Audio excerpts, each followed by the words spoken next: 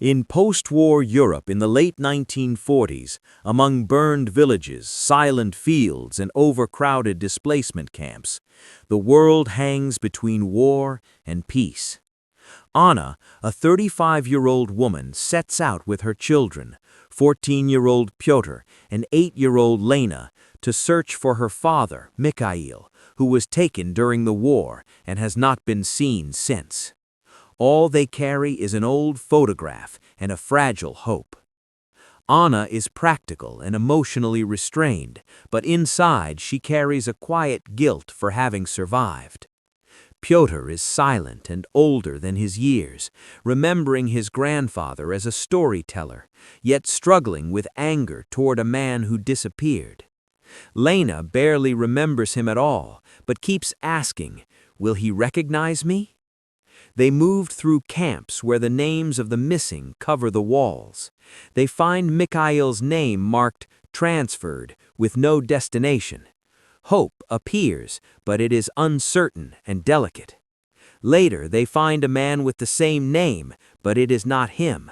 Lena runs to him anyway, and the moment breaks something inside them, the realization that not every hope leads to truth. A former prisoner recalls Mikhail and says that near the end he stopped speaking. He mentions a remote settlement. The search begins to shift. It is no longer just about finding him alive, but fearing what remains of him. In an abandoned village, they discover a carved wooden bird. Pyotr recognizes the style. It is his grandfather's. The past becomes something tangible again.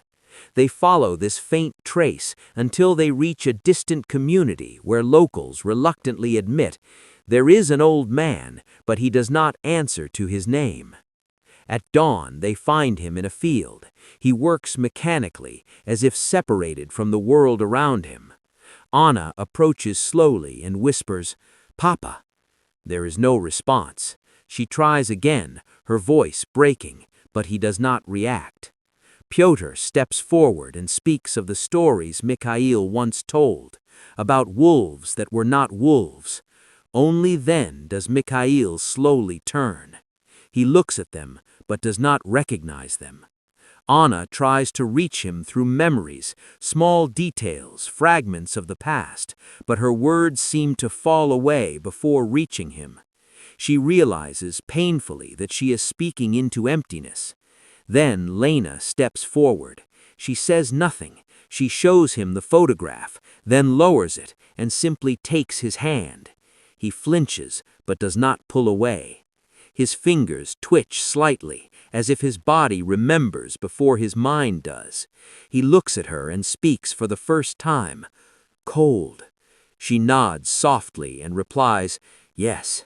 Then she places his hand against her cheek. Something shifts. He looks at Anna again and asks, as if through a fog, "You waited?" She nods, tears falling silently.